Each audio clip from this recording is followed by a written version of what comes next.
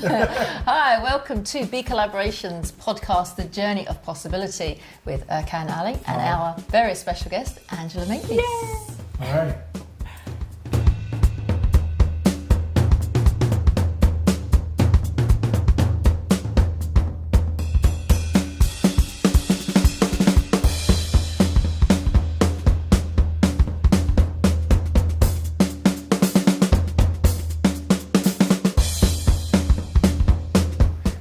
Angela, I'm so excited to have you here with us today. Thank you for having me. We've been You're welcome. and then it's like I feel like it's been ages coming. I say that every time. Don't And I? she's brought the sunshine with her. Brought Look the at sunshine. that. We've been in dark clouds and gloom over the last few weeks, and we've been recording, and you just brought this little ray of sunshine. It's gorgeous outside. It's so gorgeous. So tell us, why were you late? That's mean. It wasn't on purpose. Issues. It just happened. I'm exactly where I'm meant to be, Erkan. I'm exactly where I'm meant to be. Back all philosophical. No, it's been. I mean, you burst on the scene at the BeCollaboration. What, about 3 and a bit? 3?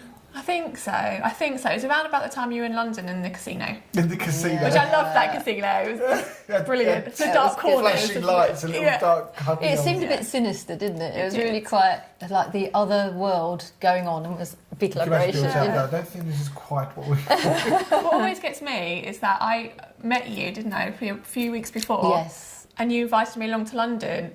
And I didn't really know you, and I just went, yeah, okay, let's go. And I just went. Yeah. And I just think, what Does that do I do make you now? gullible or intuitive to a good thing? I think it makes me a little crazy. Second answer. I don't know if I'd do that now. You know, you think, I've just met somebody, she's invited me up to London, and I don't know who she Can't is. meet me in a casino. Yeah. You could have been whisked away and now you'd be in Saudi Arabia somewhere. Exactly. Dealing cards. Playing mahjong. They used to play that outside, didn't they? So what made you go? I mean, what do you think, if you can hark back to that? Do you know, I really don't know. The whole sequence of events, even just leading up to meeting you, Gill, was all just random and just weird. It was you like Steve Jobs said, didn't he? You can only join the dots going backwards, and it's so true. Yeah.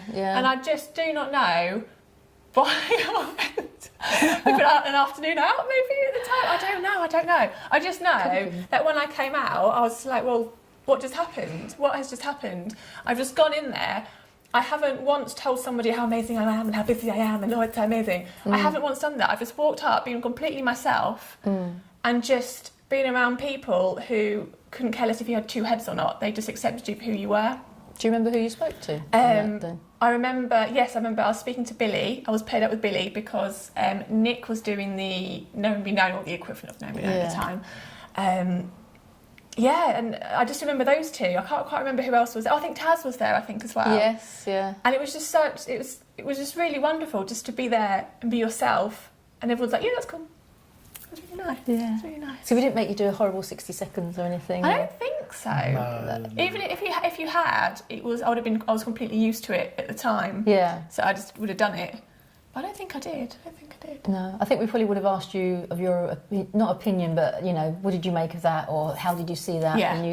And so we generally we pick on people, don't we, a little bit?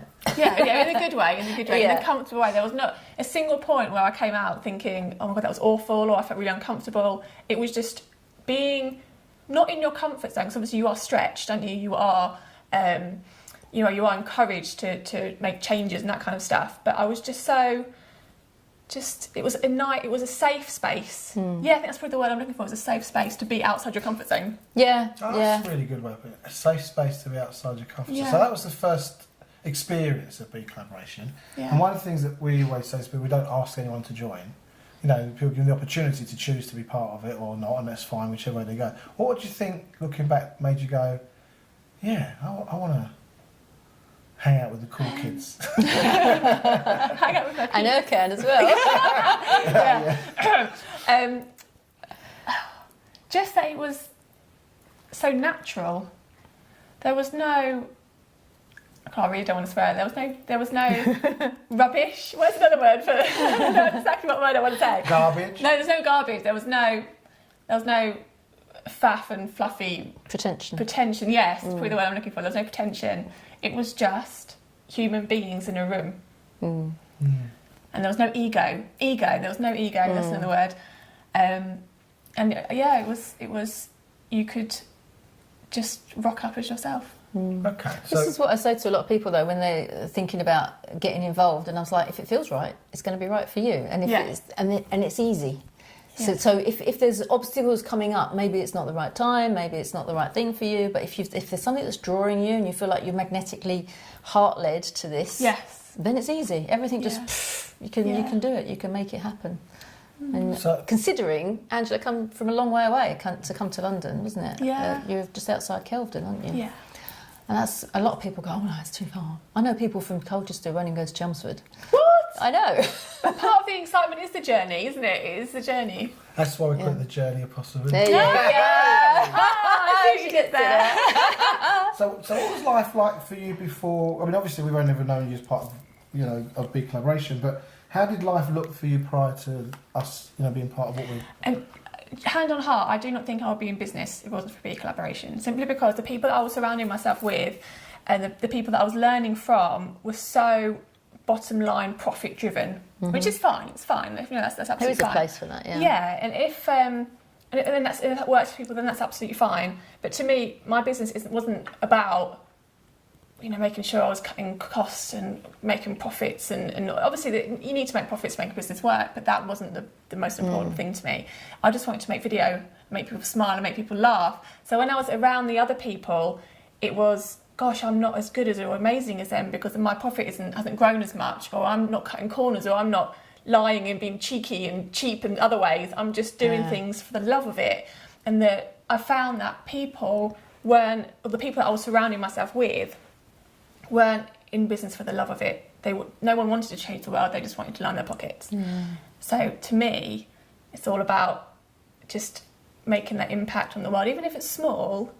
That's more important to me than profits and bottom line. Even though obviously they are nice. Obviously we need to eat. Yeah, that's useful. Yeah. But no, to me it's all about spreading the love and making people smile and that kind of stuff. And don't you think, I heard Buckminster Fuller quotes that say, you've got to work out in life, you're either going to make money or you're going to make a difference.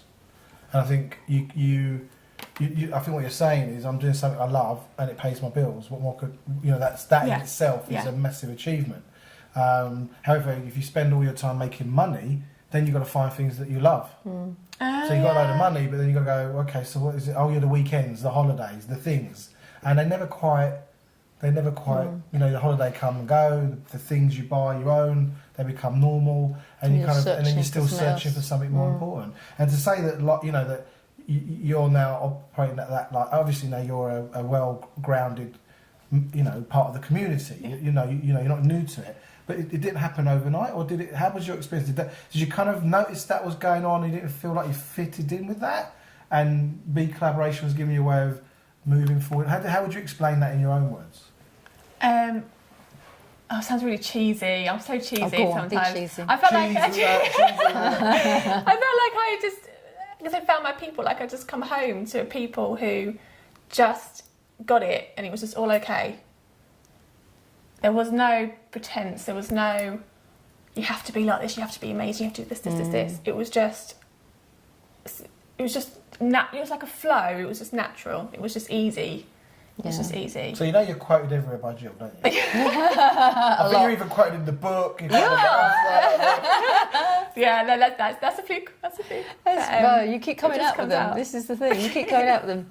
So, in case you've heard me say it many times, Angela is the person that I always quote when we talk about being the best me that I can be. And I remember that event, that when you said that, it was at the casino again, and it was at Sasha's launch of Business Agent. Yeah. And there was a chap there who I think was one of the people that were funding him, and he was quite arrogant, to put it mildly, aggressive potentially, and he kind of poked his finger in your face and said, so what is it? What is this BeCollaboration thing then? Why did you want to join? And I was like, oh, one, rude. and two, I'm interested. What's Angela going to say? I was curious. And you weren't fazed by him at all. That's what I liked. Some people would have gone, oh, well, you just went, well, just so I can be the best me that I can be. And you were so, that's enough. That's good enough. And he was like, oh, right. Didn't get it at all. And I was like, yes! I couldn't knew it, but he just was like, oh, and he just puttered off and did something else. But how can you possibly run a business and not be your best self? How can you expect your business to be better if you're not better? Yeah. Do you know what I mean? It's just crazy. It's another one right there. How can you? How can you expect to be? I've got a fiver for you. But you can't, though. I mean, you can't. But that tells me what you're alluding to is that the real secret to happiness and fulfillment is work on yourself, and all the other stuff will kind of, if you develop your communication skills, you'll be better with customers, you'll be better with your family, you'll be better with your friends, you'll be at another, you're stretching your boundaries, and that. Do you feel that there's a? I guess it's a bit of a loaded question, but there's a triumph in that, isn't there? When you go away going, I just had a jump in the way I think about something. There's like that is a reward in itself. Yeah, it is. Just jump into your next stage or whatever that is. Yeah, definitely, because it affects everything. I'm an absolute massive fan of Headspace at the moment. It's the meditation app. Andy I love it. Puddicker, I love that guy. man. I love him. I've spoken to his mum. That's another story. I know. I love that you know people's mums. It's great. But hopefully she's going to come to the Surrey meeting one day. So That'd be cool. amazing. Yeah, he lives That'd in Los be absolutely Angeles. amazing. I'll probably just give her a big hug. Yeah, I know. Let her go. I said that to her on the phone. I said, I want to give you a hug.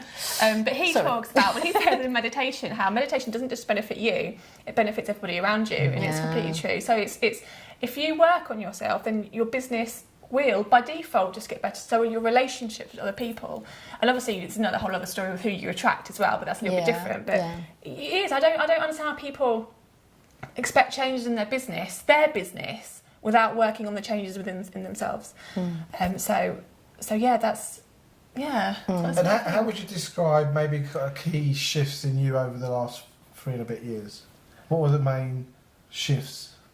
Mostly that I seem to see through, not everything, obviously, there's some things I do have blind spots with, but I seem to see through things. I see through media, I see through some people, I see through some processes that you see. I see through rules. Like, it's just ridiculous. What was I reading? It was something to do, that was it. Rules. Yeah. Another really amazing, Alan knows. Alan knows the guy, because he recommended the book. Yeah. And it's completely true. As long as, you're not committing a crime, as long as you're not doing anything illegal, what rules, what's the point of the rules? Yeah. Just for the sake of them. Yeah. Try and break it and see where it gets you. Yeah. Just living outside of this mentality of you have to be in the box. Yeah. And it doesn't serve anybody, does it? Yeah, exactly. Yeah. There's why live your life within this box, within these rules. Just I see through those rules a lot. I can see the rules and kind of go. So would you describe sometimes. that as a a kind of a sense of clarity or a sense of enlightenment or consciousness raising? All of it, I think, yeah. All of that. So you kind of, in a way, you're kind of seeing things in a way that what would leave you empowered or leaves you with some freedom? I want to say freedom, but then after that BeCollaboration meeting we had about freedom, I'm really not free at all. But I think it's just finding out what the rules are and then realising why are they like that, and then doing it your own way. Because I think so many people are so kept and not frozen, but just they make up all these rules around them why they can't do things. It makes me nerd, doesn't it? And there's no point to it. It's almost like a self-imposed impotence. It's like it leaves you inactive as opposed to being in action and taking that world on and then interacting with the reality. My mum used to live in that world because she was a big believer of superstition. So if you scratch your nose, a stranger's coming. If you drop a knife, a man's going to walk through the door. If you got itchy ear, a woman's going to talk at her. So many superstitions, and she wouldn't do things because of certain days. All sorts of things that. So I sort of tried. I said, where did they come from? I don't know, but I know it works for me. So I said, what about this one about your itchy elbow? When you've got a really itchy elbow? And she said, what does that mean? I'm like, it means it's going to rain. Yeah, it's going to rain. And she's like, I didn't know that one. I said, you try it out. So she's like, I've got itchy elbow. And it's like, is it going to rain? And I'm like, Mum, I made it. No. She just. But her whole life was constrained because of what if, maybe fear. It's just living in fear all the time, isn't it? Yeah. I think what you've developed probably is a good bullshit detector. Oh, I love that word. I think you said it, not me. I was like, I'm sorry. Jill's the only one that breaks the rules. Yeah. I like breaking rules occasionally. But yeah, it is. I mean, don't get me wrong, it is difficult sometimes to see past the bullshit. Yes. Isn't it? It is difficult. And sometimes you can see the bullshit. And you're just too scared to go past it. Yeah. But I think acknowledging it's there is a really big step, because you know that's something that you can break through. But it's just seeing it for what it is that's the hardest thing. And when you, even just by seeing it, that gives you freedom in itself. Yeah. Because then we come down to what you've talked about in BeCollaboration is choice. Yeah. Because you can go, well, do I let that person go with it? And go, yeah. Or do you go, I'm not having that, and I'm going to choose to disagree or choose to do something differently or do something about it. Sorry, going back to your choice thing reminds me that, wasn't it Angela that said you're never going to get me in front of the room? Yes. One of the people, yeah. So again, the way the community kind of gels around each other is, Angela, I remember saying, well, I'm not going to speak. I remember that. There was no way. And then Gill said, yes way. So how would you describe how you were supported, encouraged to kind of get in front of the room and start presenting? Because what we're saying at the moment, one of the ways we're articulating participation levels, one is just turn up, get your notebook, listen, get your journal, make notes, meet a few people, and you'll get loads of value. No problem. Next stage is be part of the value delivery. Start to create materials and ideas and start to energise the community with your view, so you can become visible. People get to know who you are, what you're about, and for some people that's quite a big leap from one to the other. And I think in the early days we wouldn't let anybody do known be known genius slot or anything like that in front of the room until they've done the Be Inspired programme to get a sense of who are they as genius, as opposed to we do interview PAYE, you know what I mean, rather than same old, videos, and rather than talk about what you do is who's this person in front of me. So how would your transition from coming like and then you've done quite a few now? Well, I say quite a few. You've done I think I did three it or 3 four? times, Three. and I'm doing Chelmsford's in April. I need to double check the Scott because I know they had to cancel. But oh gosh, I think cheesy moment. We're going to count cheesy moments in this. Slice of cheese come up at the bottom. I think it's because people believed in me. Oh, right. And it sounds again cheesy, but people believed in me, and it was okay if I got up and messed up, because people wanted me to succeed. Yes. And that's really important. People are sitting there wanting you to succeed. They're not waiting for you to mess up. So I think it was just a safe space. But I think confidence, a little bit of craziness. I want to say something like getting drunk before I went on stage, but I didn't. I was just doing. But when you say craziness, is that like letting go of your own, suspending your own sense of what's possible, so you could go and do something that you didn't need to do? Yeah, that's not so crazy. That's actually it's just being vulnerable, isn't it? It's just throwing yourself out there. Yeah, because in the normal way of being would be like, well, I couldn't possibly. And imagine how many people walk around life they couldn't possibly, whatever that is, and suddenly they do it. It's like, wow. How would you say that starting to speak in front of people at BeCollaboration is effective, possibly outside of BeColl? Well, if I can do that, then what else can I do? It's a nice thing to think. I remember distinctly after you came off stage the first time in London. Describe how you felt then. Yeah, just like that. I was past myself, wasn't I? I remember, but I was just relieved. I was excited, and I wanted to do it again because I wanted, again, like I was saying earlier, that I want to enjoy now. I want to enjoy today. Yeah. And when I was doing it in London, I was so busy making sure I did it all right that I was enjoying it, but I wasn't. It went in a blink of an eye. Yeah, I wasn't grasping it as it went. I'm going to try and consciously do that, actually, I think, in April when I'm doing my Know Me Known in Chelmsford. But yeah, it was just, I was relieved, I was excited, but I wanted to do it again. That was the bottom line. That was everything I wanted to do again. I remember you came up to me like 3 different times on that day and went, thank you so much for asking me. I had such a good time. Thank you so much. I was really pleased. Did you pull her aside and go, I didn't actually ask you, I made you do it. I should have done, shouldn't I? Yeah. But also, having watched you do that, and then you did, I think, the Hertford, and then you did Essex. And on the third time, I watched this person grow in front of me. Because the first time I saw, and probably not everybody did, but your hands were a little bit like that, because and your voice in the beginning was a little bit, and I was like, come on, you could do this. And the second one was like, that was really good. And the third one, you own the room. you truly were just, you know, yes, I'll have a question from you. No, it was just you were in your space. And it's probably because it was, I think, Chelmsford as well at that point. So they were your people as well because they're part of the group that you supported Scott with. So you knew them very well. But at the same time, you were delivering like a pro. And I just sat there, wow, just amazing. And to me, that's job done. It's like, you know, wow, collaborator came. I'm never going to be at the front of the room. And then there she is. And not just doing it, but doing it with, like, you've been doing it all your life. Oh, it's just wonderful. Wow. So really Lovely compliment. I'm going to keep that, and I'm going to ask you again after April. Okay. Did I own it? Did I own the space? I know rubbish. I would never say that. No, never. I mean, and from the point of view of being, you know, because none of us are all in front of the room every meeting, because the meetings are run by different people and there's different people doing the slots. You were there on Friday, weren't you? Last half of the meeting. How would you I mean, you know, like looking, because you've known Alan, just watching other people's progress. I mean, how does that bear in witness to that? How does that? The Alan that got up on the stage was not the Alan that I knew. He was like super Alan. He was like 100 He was pounds on wearing the his outside. underpants over his trousers. He was amazing. It was like he'd done it a million times. That was what he was. That was his thing.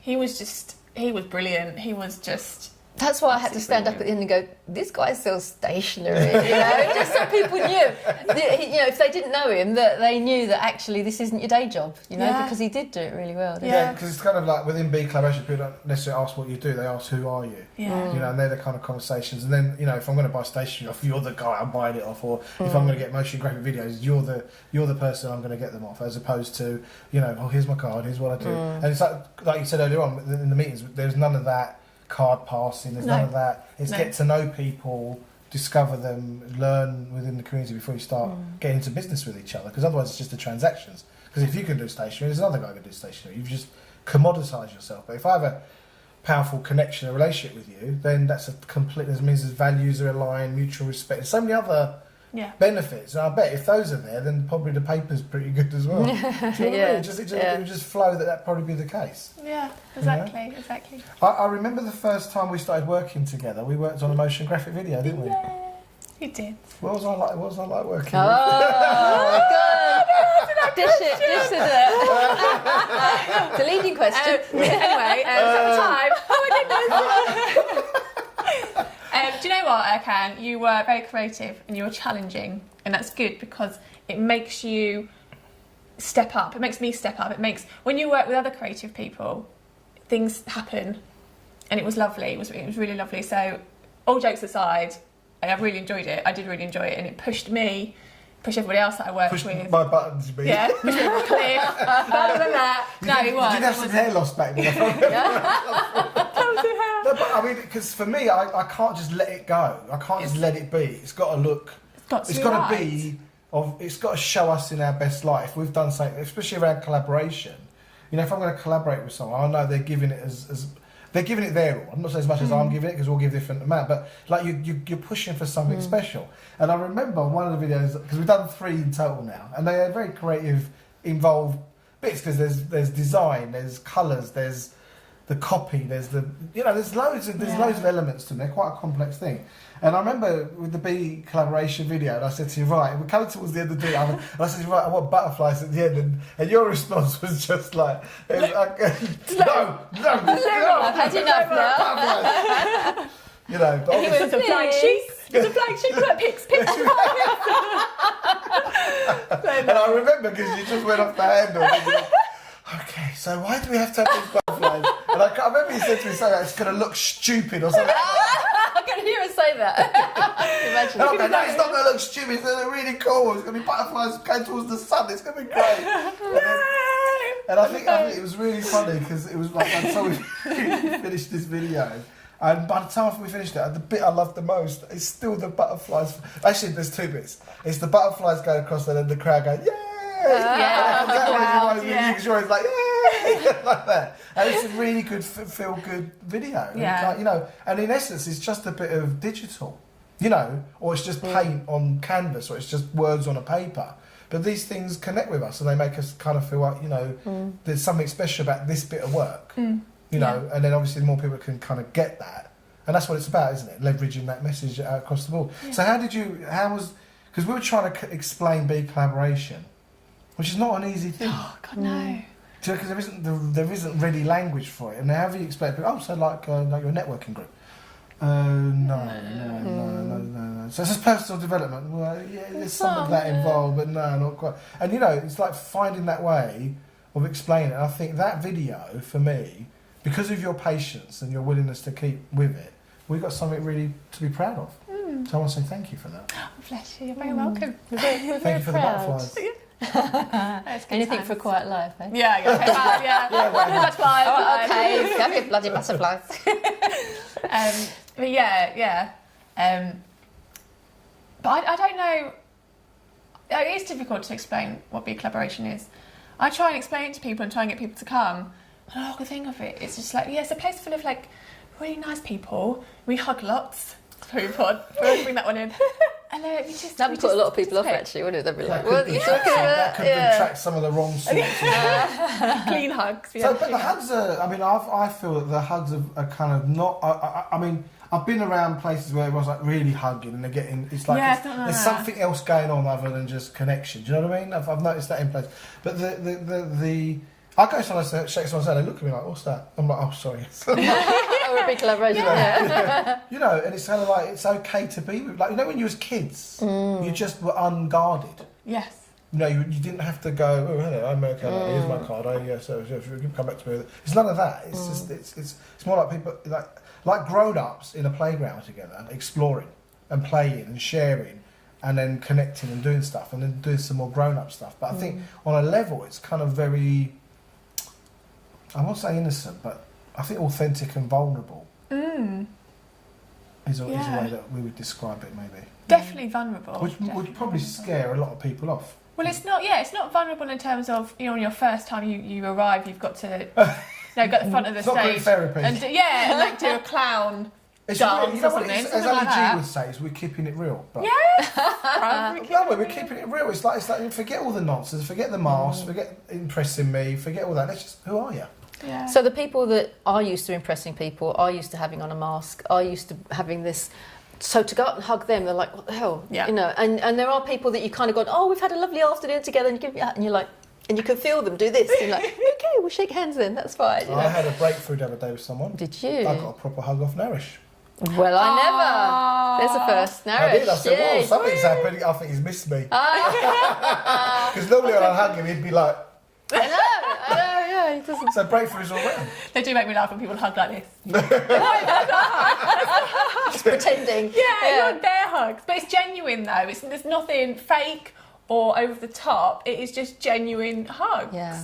It's genuine It's good hugs. for your health. But, they are, I like that, yeah. Hugs aside, there's a lot of knowledge being shared, isn't there? Yeah. That's the thing that I'm There's a really lot of clever proud people. of. There's a lot of people who are very good at what they, there's the community's made up of people who are specialists in their field. They have technical knowledge and talent and experience, and you're learning from each other's lives. I mean, the other week in London, we had Chris Sherlock share his story, and he shared about his brother died when he was young, and he talked about all sorts of things. And it was like, wow, I've been hanging around with this guy for pretty much solidly for a year, and you have no idea what made someone who they are. And subsequently, out of that, he really cares about making a difference to. I think out of those experiences in life, he wants to make a difference to, but not make a difference to 2 or 3 people. He wants to make a difference to 80,000 people. Yeah. And that, for me, was part of a way of aligning myself, or us aligning with each other. Here's someone who actually has an interest in making a difference en masse. Here's our organisation, BeCollaboration, is committed to making an impact en masse. Well, it's funny you turn up in our space, right? How would you describe some of those? Have you had any of those experiences? I know you're involved in the Quest, and you've been on the Be Inspired programme. You've been a proper full-on participant, haven't you? You've participated. You've spoken at the front of the room. I don't know the question. In terms of the relationships, if anything you've gone off and done with people that you probably would never have done otherwise? I think just being available for people to ask me questions, and for me to ask other people questions, and to help my business. Because there's some places where you can't go, where you can't ask them questions because they're like, no, book an appointment. And people there are so much more willing to share and to help you with your business and yourself, of course.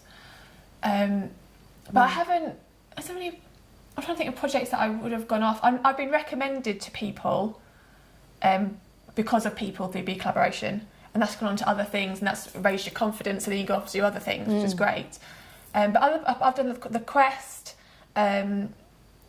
What else have I been doing? But there are things in there that I've done where it wouldn't have come up because of BeCollaboration.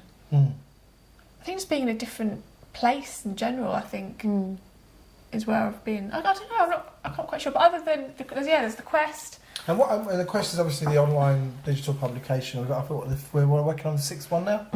You know, and why do you work on that? I mean, you don't get paid, as far as I know.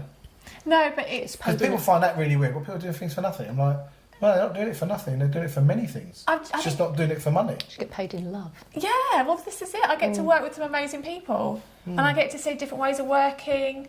And it's what I do. I put the layout together, and it's not my genius, but I do love it, and I learn so much from it. I've learned so much. I have had so much more appreciation for. For branding, for visual branding, than I didn't think I'd have before. So I've got different things, I've worked with different people, and yeah, you change. When you put yourself out there and you do things that maybe isn't your genius, you grow and you change and you just kind of expand more.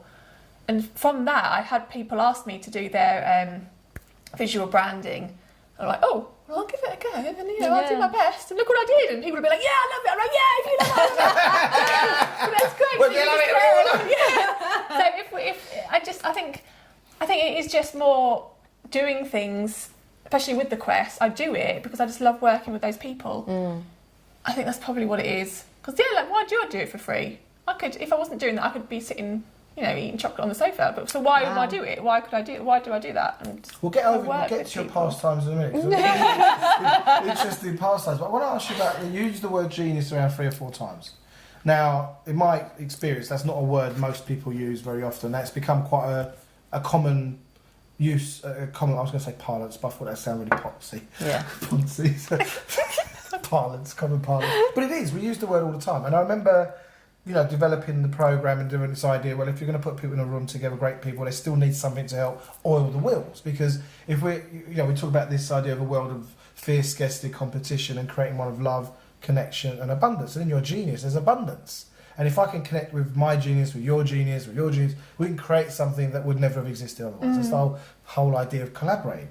So did you do the first Be Inspired? No, you didn't. I know now when you did. So when you first did the Be Inspired, how did that, how would you say you now relate to your genius, or how you consider your genius when you're thinking about it? Or because you just made it very clear, that's not my genius, but I still did something I enjoyed doing.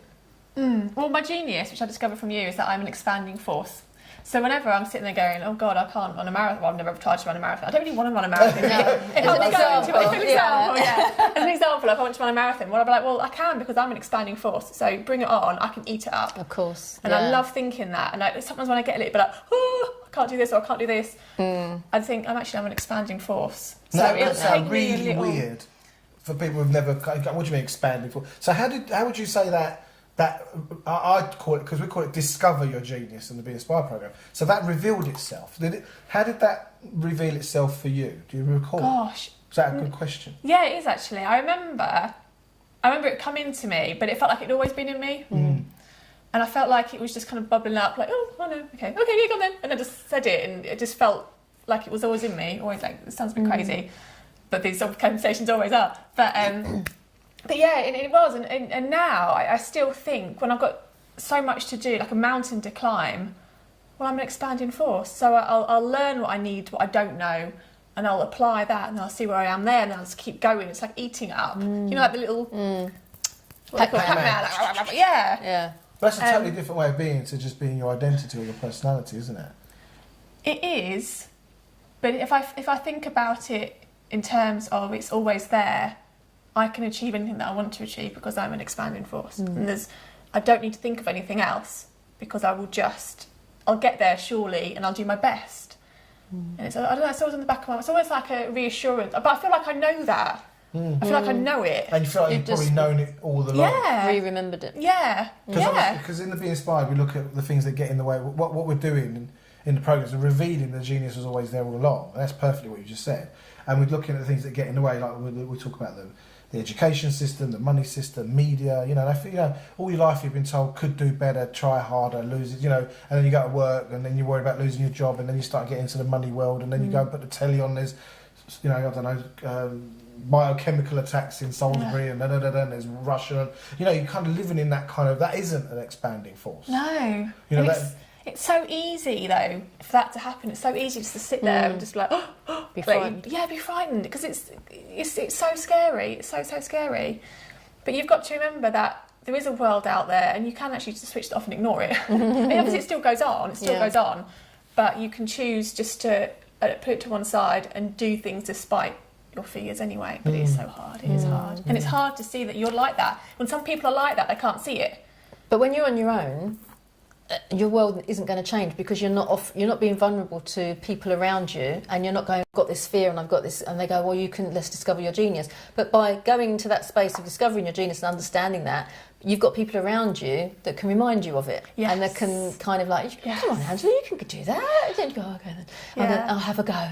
And but when you're isolated, and I think that the world at the moment is pulling for everyone to be isolated, and it's like, wait, you don't need to see someone, go online. You can talk to them online. It might be a 22-year-old man that might be an interesting person, but in reality it's a 50-year-old awful person. You don't know who you're talking to. Indeed. Yeah. Indeed, I have had a conversation with a bot. That was really weird. That's how we Really? met. Yeah. My name is Erkan. Yeah, things don't change.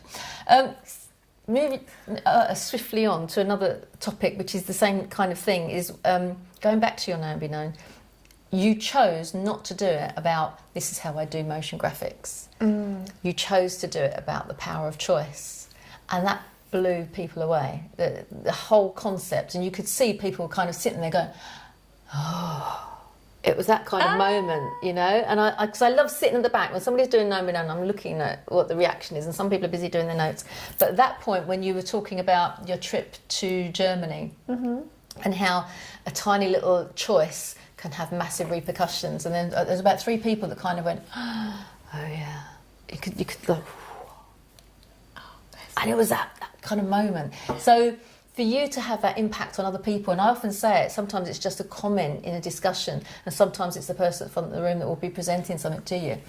How does that feel to know that you've actually had a massive impact on that community? I think it's amazing. I think it's just, I feel like I want to like flex my muscles. That's what I do. I made an impact. But yeah, I think it's amazing. It's amazing. It's. Well, I keep saying the word amazing, but it's. We'll cut those bits out. Yeah, I just say the one amazing. But it's. And I think it's a bit like, it's a compliment. Part of me thinks it's a compliment. They were listening to me, which sounds really crazy. But I love it, and I love that. And to change the subject slightly, I'm trying to get hold of my German teacher because I want to tell him and hers too what an impact they had by me going on this German exchange when I was 14. Because it's important to share that, and because we forget to say thank you, we forget to acknowledge, and we do so many things, and it's nice for people to acknowledge that they were an impact in other people. It's all about connecting, isn't it? And we make impacts every day. Well, I just wrote something, but you know, if we talk about this idea, when you make an impact, it proves you're here, proves you exist, doesn't it? And when you go back to someone and say thank you for something you did that made a difference, they go, wow, I'm here, I've been noticed, I'm not just inanimate, I'm not invisible, I'm not being missed, I'm contributing something. Yeah. You know? Do you remember that? Sorry, interrupting you now. That doesn't happen often. Well, no, good. Shall I carry on then? Shall I just railroad over you? Go on. You go ahead. I'll go and sit over there. Dare I say I forgot what I was going to say? No. Making an impact is what I was talking about. Do you remember that session that Scott stood at the front of the room and he acknowledged everybody individually? It took a long time. I wasn't on that one. You missed it. I know, I've heard. It was really amazing. good, Scott. I just loved it because even something where somebody just made a passing remark that he'd taken on board and had taken an action as a result. And of course, he could easily have not said anything to that person. And he just went, dun, dun, dun, dun, all the way through the whole meeting. And something from everybody. And you, I'd like to thank you for this. And you, I'd like to acknowledge you for that. And by the end of the meeting, we were all in pieces. Yeah. Honestly, to have that power of like, he was standing there going, I am where I am today because of all of you. And thank you. It was just like, wow. Yeah, I would have been a complete wreck in the back. I was in a little puddle of tears. The thing is, I'm kind of listening to this conversation outside of myself, right? Like, kind of observing it. And I think if I was listening to this, from, if I was you listening to this, I'd be thinking, come on, mate, you can't, give me it. But can't be real. And then I just thought, well, hold on, there's even more. Because there is more. We did an open space in September. Of course, yeah. And you started a book. I don't know. I know I was involved with it at the early days. I haven't heard much since. So tell us about that. How did that come about, and where is it at right now? Well, it came about a year ago. I met a guy, and I thought it was amazing how I was where I was, and he was where he was, and our paths crossed. I think that's just amazing. Because I wasn't really meant to be there, he wasn't really meant to be there, but because of that, the choices that we made that day, we crossed paths. Mm-hmm. I think that was really amazing. I thought, God, do you know what? I'm so happy. How amazing is it now that because of my choices that day and all my choices that I ever made, essentially, I got to that point and so did he. And I was just like, this is amazing stuff. And like, people are lovely as well. Like, look, people are really nice. There's people crossing, like, people holding each other's bags for each other and smiling at strangers. This isn't right because according to the news that doesn't and happen. Things like it's people killing each other and people attacking and stealing and just being really horrible to each other. And I thought, hold on a minute, the world is so lovely because I've just been put on at the same time we've crossed paths with this person. The world is actually a really lovely place to be because that's an amazing thing. And then the more I think about it, the more you'd see other amazing things. Like you had to look for them, but you found them. They were never in front of your face until you started to see them, and then actually they were actually everywhere. And then at this open, and I always thought how amazing it was and how really cool to write a book. I was like, nah, So what was the no about? Was it like, well, I couldn't possibly write a book. I've never written a book before. What do I know about writing a book? And then bang, it's gone, isn't it? Exactly. And then at the open space, people were coming out with these amazing ideas. I just thought, well, if they can do that, I could write a book. And if they could do this, then I could do that. I know. I've got no hair. And it was. I just thought, you know what? Screw it. I'm going to stand up. I'm going to make. What's the word? Well, you're an expanding force. And it felt completely right. It was. I got up and I said, actually, I want to write a book because the world is a really beautiful place. Yeah. But we're just not told it is. So sometimes we have to look for it. Sometimes it's right in our face and we just can't see it. So I've been interviewing some amazing people about times in their lives when they have met people who've had a massive impact on their life. So it's literally anyone, even from picking up their first puppy to meeting their husband, their partner, to meeting their friends, to meeting anybody that's had the impact on their life further down the line. And at the time when it happened, they're probably like, no, whatever. Like, they didn't realise. Because I think that's what's really amazing about the world is that it's the people, really, essentially. And there's lots of different amazing, like the world's amazing, people are amazing. So it needs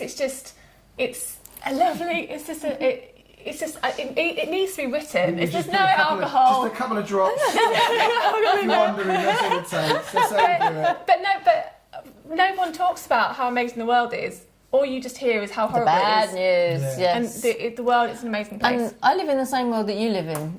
And it is an amazing place. And I have people open doors for me. I have people save train seats for me. I have people pick up things. Or I've lost my purse in the middle of a busy shopping centre and gone back and somebody's held onto it for me and looked after it for me. And my world is, somebody comes and changes a tyre for me and all sorts of things that you don't expect. No, it's exactly my world. Total stranger.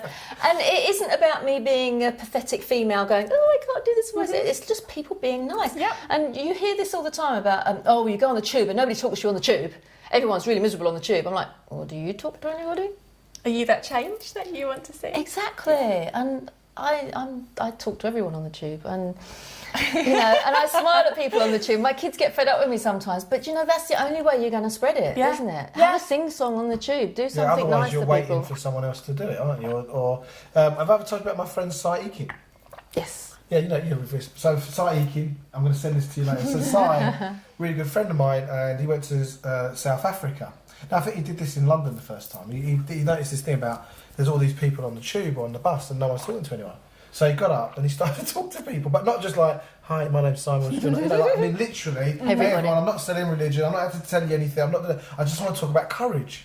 And right now, my heart is beating, I want to sit back down, I feel uncomfortable, I know you're all looking at me, but I just think we could do better than, you know, and he just didn't get. And then what he did was, and he lives in Cape Town now, he did 90 days of this and then wrote a book called Art of Courage, you know, just to stand up. And what he found is, he goes, every time I get up, first people are kind of like, and then they go, wow, this is great, and they go with it. And he asked them from the conversation, what could you do that would make a difference to your life that you would been putting off, that you haven't had the courage to do? What could you do? And they tell him, he goes, go do it. Yeah. And they go, I'm going to go do it. And he's been on radio, he's written a book now, and it's just, you know, just having that kind of first. But the world at the moment is predicated so that everyone has a moan about it, but does nothing about it. So it is lovely when, you know, if you're, what they say, if you're pointing the finger at somebody, there's 3 pointing back at you. So it's your fault. Yeah. So it's just do something about it. I think it's brilliant. And your book, it sounds amazing. And what's the title of the book? The working title is I've probably forgotten the title. So like some kind of long academic title. The Little Book of Big Love Stories. The Little Book of Big Love Stories. Yeah, because it's going to be. But the idea of it is that I want people to treasure it. Yeah. So it's going to be an amazing book that people can just kind of pick up and just kind of cuddle and go, like, the world is like this. It is like this. Because we just not told about it. We just told all the bad stuff. On cuddling. You just what do you mean? What do you mean? No. You don't have a cat, do you? No. But are you ready to talk about it? No! I shared love. Are you reading my notes here? It has to be shared. Come on. Okay, so I don't have a cat, so I go out and cuddle the homeless cats. Because it's all about sharing the love, and some of these cats are upset, their owners have all died. Sometimes they've been abandoned, sometimes they're strays. And they've all got really sad stories, but you know what, it's all about sharing the love and giving them cuddles. How do you not take them home with you? Because there's an owner out there for every single one of them. Oh, okay. So I thought, like, I've only been about 2 cats where I've gone, I must have this cat. Right. I've got to squeeze it until I can have it. You don't think, I know, honestly, it's crazy. Some cats, they just want to squeeze. But it is, and I think I feel better after going in there giving them cuddles, because you know you've helped and you've done something for them, bless them. And they probably feel better too. Do you think they know you? They recognise you? I think they do, yeah. If I go in one week... There's that mad woman again. Yeah, well, yeah, because obviously I tell them how beautiful they are, to raise their self-esteem. Yeah, good. And so when you... if I go in one week, they're all a little bit scared, but then the next week, I think they know my voice. Yeah. And they know that I'm not going to hurt them. Then they'll sit and, oh my God, They they could take over the world. Yeah. I'm just amazed that you don't want to, take one home with you. Put one under your jumper. Snuggle it away. There's one or two. There's one who I just completely fell in love with. He would just lie on his back on my knee like this, like a baby. I'm like, oh my goodness. But no, there's an owner out there for every single cat, and they're all so well matched. So I don't, as a rule, ever really want to bring them home. So let me ask you, because you're in the video production world. I mean, this is what Angela does. She creates motion graphic videos.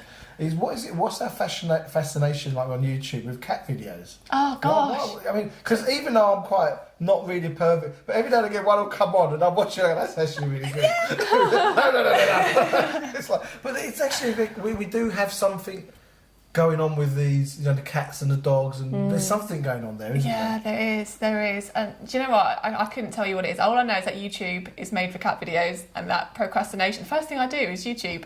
Not always cat videos, mostly cat videos, but not all the time cat videos. But I just don't know. Isn't it one of the easiest ways for the human race to connect with nature? We don't often get a chance to go out and put bare feet on soil or grass or sand or whatever. So having a living creature with you in whatever form that is kind of a connection to the bigger world, isn't it? Yeah, it is. Really? Everything's a connection. Everyone wants connection as well, I think. Was it you that put that post on Facebook about the guy who's a professional hugger? Yes. So cool, isn't it? It's like, yes, we should do this. I love it, yeah, definitely. BeCollaboration. Learn how to hug. And on that note, Dave Corder or Andrew Horder said anyone who goes to Banstead meeting will get hugs. Yeah. So let me ask you another question. Right? So you've been part of really kind of early days of BeCollaboration. I mean, because obviously there's very few people know about the casino. So we've tried. I think she wrote it out. Deleted in the book it, yeah. But you know, how do you see things moving forward? I mean, what would you? Gosh. Yeah. Oh gosh. What would you like to happen? When we were at the open space, we were suggesting about having a retreat. Oh yeah. And that to me would be just amazing. A whole weekend of BeCollaboration. You would come out and you would just be floating. You would be a completely different. But you would just be completely not rewired, but kind of like remoulded, and you would just be kind of. It would just be amazing. It would just be amazing. All I can say. It's on the list. Yeah. Yeah, it's on the list. I'd love to do that would be as well. an amazing. But I don't just want a retreat for like, oh, let's hire this place for a weekend and BeCollaboration people go to it. I want to have, this is a BeCollaboration house, somewhere near the sea. Yeah. And then somewhere where people who do clever things like TFT or pranic healing or yoga or whatever it is that their gift can come and we can all go and absorb it and learn from each other. In, as you say, a long weekend would be lovely, wouldn't it? A little bit of warmth, somewhere sunny, warm, yeah. just warm, not necessarily hot, just warm. Or with a log burner in the corner. Yes. With Carol doing her nutrition, she can just be cooking. And I can eat it. Yeah. So I can contribute, so I can eat the food. You can go shop for it in the market and then bring it back. And on our bicycles. Oh yeah, with a bicycle.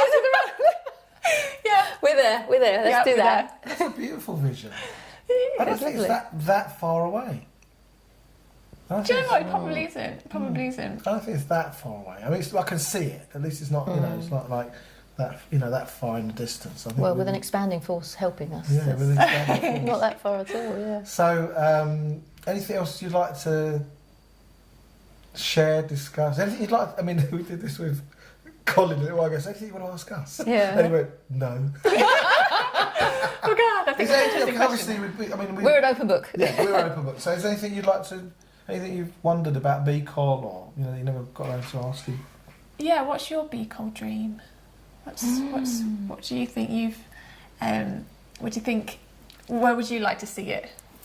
Well, I know the retreat is one of my dreams. That's definitely on my list of things. And collaboration groups around the world, global, that they can collaborate with each other, online, offline, and big events where we can get as many huggy people together as possible. Yeah.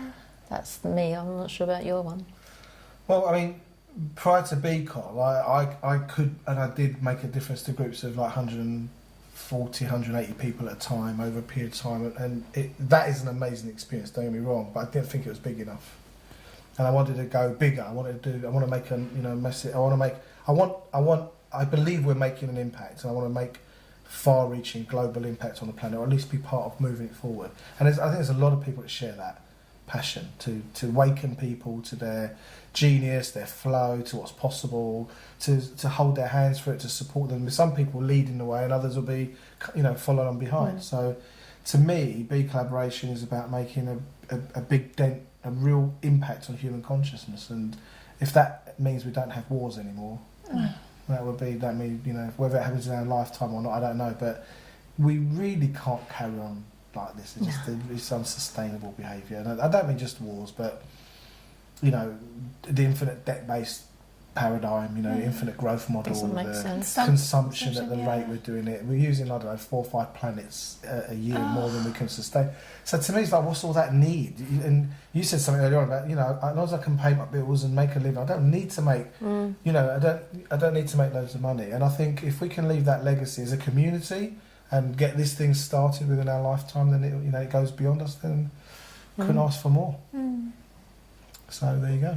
Yeah. Okay, so listen. Thank you. Thank you so much. Brilliant. That went like that. It You know, sitting earlier on playing it, you think, oh, I've got a whole hour and a bit to talk, but it just disappears. Yeah. delightful to have you here. Yeah. Thank you for having me. Thank you so much for having me.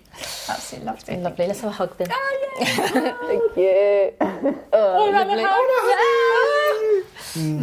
Oh, love you, lady. Okay, so That's Journey of Possibility podcast with Angela Makepeace, and she's a delight. And Angela, what we'll do is we'll put all your details for people to find out about. What's the company called? Angela Makepeace Motion Graphics Studio. Angela Makepeace Motion Graphics Studio.co.uk. With the email address, the website is angelamakepeace.co.uk. Brilliant. So look Angela up. You can see she's very delightful, wonderful person, full of talent and bubble. And this is the real deal. This isn't even made up. This is standard what you see is what you get. Yeah. This is really special. This is like. And she's this is what it is amazing. to- So if you want to know about BeCollaboration, we have 4 meetings a month across in and around London. Look on the website www.becollaboration.com and come and visit us. Next one is the 23rd of March. Yeah, like next this Friday. Like this will be out by then. Yeah. We'll see. You never know. Anyway, take care. Bye. Bye.